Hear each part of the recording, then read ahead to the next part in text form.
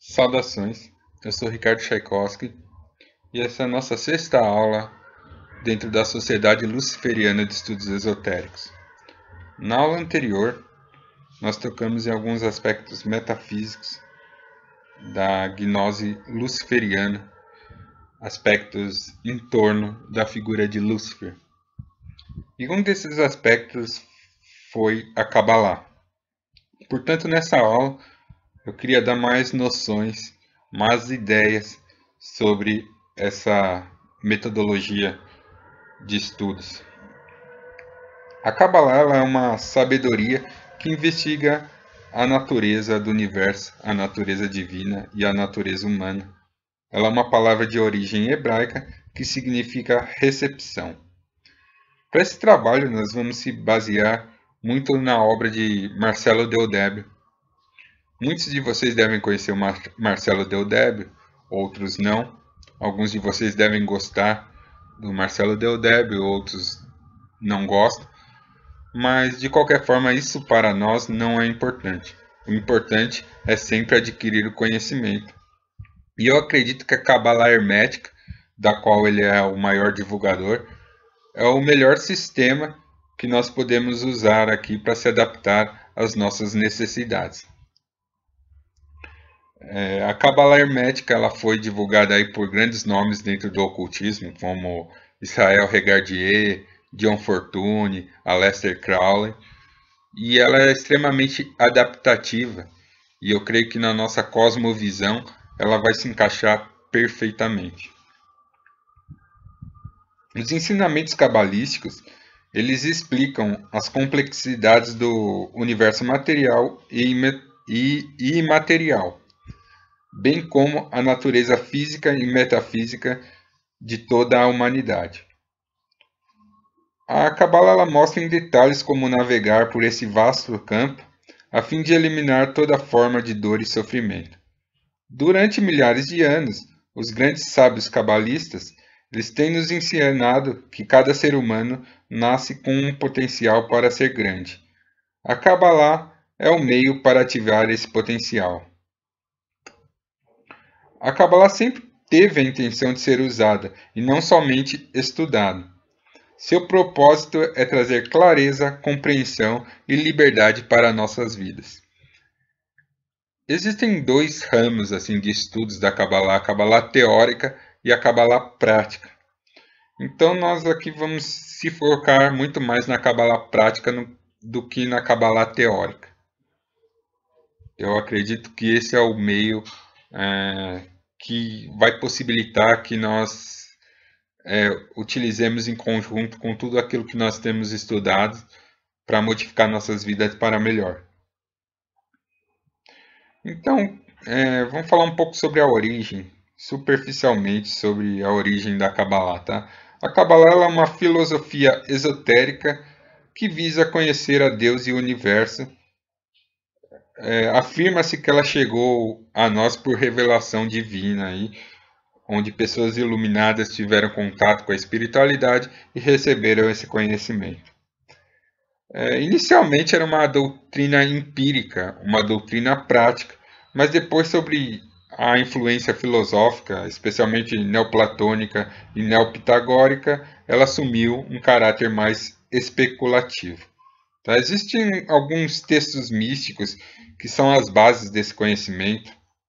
Né? O livro da formação é o mais importante deles e ele é considerado anterior, né? Considera-se que esse livro ele surgiu antes do século VI, né? E nesse livro, nesse texto, defende-se a ideia de que o mundo é uma emanação divina. Ele transformou-se em objeto de estudo sistemático, né? Toda pessoa que queria iluminação, hora ou outra, tem que acabar estudando a Kabbalah. E do 13º século em diante, ele ramificou-se em uma literatura extensiva.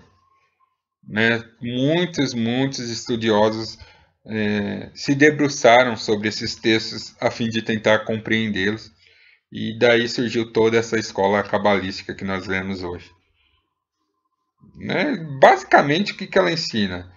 né? Ela ensina que cada letra, cada palavra, cada número da escritura, das escrituras sagradas, elas contêm um sentido escondido, e a Kabbalah ensina os métodos de interpretação para verificar esses significados ocultos. A Kabbalah ela sempre teve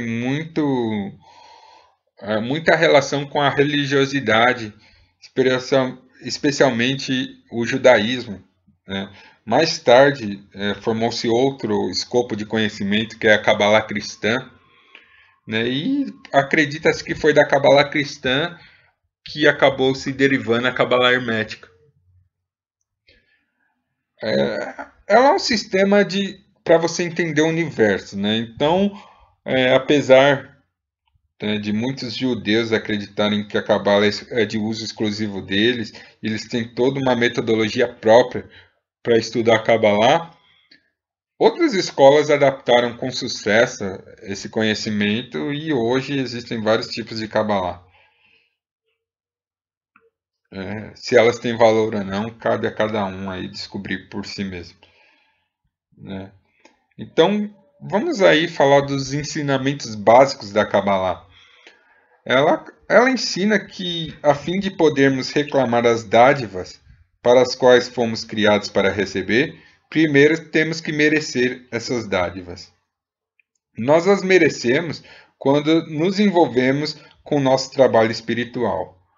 O processo de transformação a nós próprios, na essência, ou seja, a descoberta do nosso real propósito aqui na Terra, né, ele nos ajuda a reconhecer as fontes, né, que estão emanando negatividade aí na nossa vida, que muitas vezes residem no nosso próprio coração, na nossa própria mente. Ou seja, o mal é uma interpretação errada do universo, né? Quando o homem interpreta esse universo de uma maneira equivocada, aí ele se conecta com a negatividade e com o mal que existe na realidade. E a Kabbalah ensina como a gente pode descobrir essas engrenagens e usar elas a nosso favor. No dia a dia, essas transformações elas significam você transmutar seus sentimentos, você entender seus sentimentos, tanto positivos como negativos, e usar esses sentimentos aí para a sua jornada, para a sua própria busca e para se desenvolver. E aí existe aí algumas considerações a esse respeito de quem poderia estudar Kabbalah. Os judeus cabalistas, assim, mais voltados à religiosidade, eles acreditam que só os judeus podem estudar a Kabbalah. Mas mesmo entre eles, existiam grandes pensadores aí que diziam que não, que qualquer um pode estudar a Kabbalah. Um deles era o Rav Kook, né, que ele dizia que quem pode estudar a Kabbalah é qualquer um que queira estudar a Kabbalah. A Lester Crowley também avançou os conhecimentos. Kabbalah adaptou muitos dos conhecimentos da Kabbalah para a mente ocidental. Muitas pessoas não gostam do Crowley, acho que ele cometeu alguns erros nesse processo, mas ele foi um dos grandes nomes aí que adaptou realmente esse conhecimento a uma mentalidade ocidental, uma mentalidade mágica. Tem os principais textos cabalistas, mas a maioria deles pertence ao judaísmo.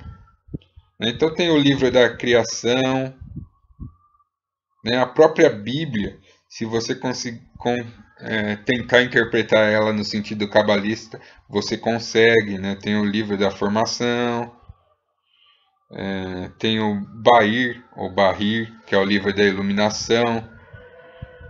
Enfim, tem o próprio Zohar, né? Que tem vários livros aí que fazem todo esse escopo bibliográfico e de formação desse conhecimento da Kabbalah. E todos eles têm defensores, todos esses livros têm pessoas especialistas nesses livros. Mas nós não vamos entrar nesses méritos. Porque o que a gente quer? A gente quer a aplicação prática desse conhecimento. E muita teoria, muitos fatos históricos vão afastar a gente do nosso real propósito, que é o desenvolvimento dentro do caminho mágico, do caminho místico. Nos meados aí do século XI, né, o termo Cabala ele se referia aí à escola de pensamento judaico. Acontece que com a cristianização ali da Europa e todo aquele contexto histórico, muitos judeus foram obrigados, ou até mesmo por livre e espontânea vontade, eles se converteram ao cristianismo. Alguns por obrigação, outros porque quiseram. E dentro desse conjunto, alguns judeus cabalistas também se converteram e eles começaram a adaptar, né, aqueles conceitos judaicos aos conceitos cristãos. Houve até quem adaptasse esses conceitos a conceitos pagãos ali daquela época que também estavam em voga. E cada grupo aí acabou se desenvolvendo a partir daí, formando sua própria escola de ensinamento esotérico, de ensinamento cabalista. Vamos ver. Vamos falar um pouco sobre o Zohar que eu comentei ali, né? Ele é um dos livros mais importantes da Cabala e ele pode dar toda uma fundamentação aí para os nossos estudos, né? O Zohar ele propõe que a alma humana possui 3 elementos: o Nefesh, o Ruach e o Neshama. Neshama também, alguns falam. O Nefesh ele é encontrado em todos os humanos e entra no corpo físico durante o nascimento. É a fonte da natureza física e psicológica do indivíduo. As próximas 2 partes da alma, elas não são implantadas durante o nascimento, mas são criadas lentamente com o passar do tempo. Seu desenvolvimento depende das ações e crenças dos indivíduos. É dito que elas só existem por completo em pessoas espiritualmente despertas. Uma forma das mais usadas para explicar isso é a seguinte, né? Nefesh é a parte inferior ou animal da alma, está associada aos instintos e desejos corporais. O Ruach é a alma mediana, o espírito. Ela contém as virtudes morais e as habilidades de distinguir o bem e o mal. E o Neshama é a alma superior ou super-alma. Essa separa o homem de todas as outras formas de vida, está relacionada com o intelecto e permite ao homem aproveitar e se beneficiar do pós-vida. Essa parte da alma ela é fornecida tanto para judeus quanto para não-judeus no nascimento e ela permite ao indivíduo ter alguma consciência da existência ou presença da divindade. Depois existiram algumas adições posteriores ao Zohar que colocaram mais partes da alma, mas isso não vem ao caso. O que eu quero que vocês entendam, galera, é que, assim, esses estudos, nós somos uma sociedade luciferiana de estudos esotéricos. Então, sendo assim, nós vamos estudar vários ramos do esoterismo. Mas nós temos que tomar cuidado para separar a religião da espiritualidade, a religião da magia, a religião do esoterismo. Tá? Então, se a gente for se pegar aí para estudar Cabala, nós vamos estar muito reféns aí de pensamentos religiosos, especialmente pensamentos judaico-cristãos. E é meio difícil extrair desses a essência desses ensinamentos, porque eles permeiam todas as noções cabalísticas que nós temos até hoje. É por isso que eu escolhi a Cabala Hermética, porque ela é mais fácil de extrair. Porém, mesmo ela, a gente encontra dificuldades. Hoje em dia existem grupos que estudam apenas a árvore da morte, que seria os aspectos ditos negativos, né, das emanações da árvore, do conhecimento da árvore da vida. Acontece que isso também não é interessante, Porque a gente tem que compreender o todo, né? Nós temos que ver todas as versões do conhecimento e tentar extrair delas aí o que é ideal para a gente, o que funciona para a gente. Então, se a gente se focar apenas num tipo de estudo, nós vamos ficar bitolados. E o luciferianismo é uma escola de pensamento que prega a liberdade de pensamento. Então, por isso que a gente estuda isso, né? Não que a gente vá praticar efetivamente ou vamos nos tornar cabalistas, mas nós temos que ter uma base, uma noção básica de um pouco de tudo aí que rola aí nos meios esotéricos. Existem mais alguns livros aí importantes dessa época que eu poderia citar, mas eu vou deixar isso aí para outro vídeo. Porque senão vai ficar um negócio muito maçante, cheio de informação, cheio de citações e nada realmente prático, né? E eu quero entrar aqui em alguns conhecimentos práticos com vocês. Nos próximos vídeos a gente pode falar do gnosticismo e da cabala, né, de várias doutrinas místicas, da cabala moderna, contemporânea, do esquema de dualidade e da tradição esotérica, cabala quilifótica e por aí vai, tá? Mas por enquanto vamos ficar por aí, que agora eu já quero entrar em umas aplicações práticas da cabala. Eu sou o Ricardo Tchaikovsky e até a segunda parte dessa aula.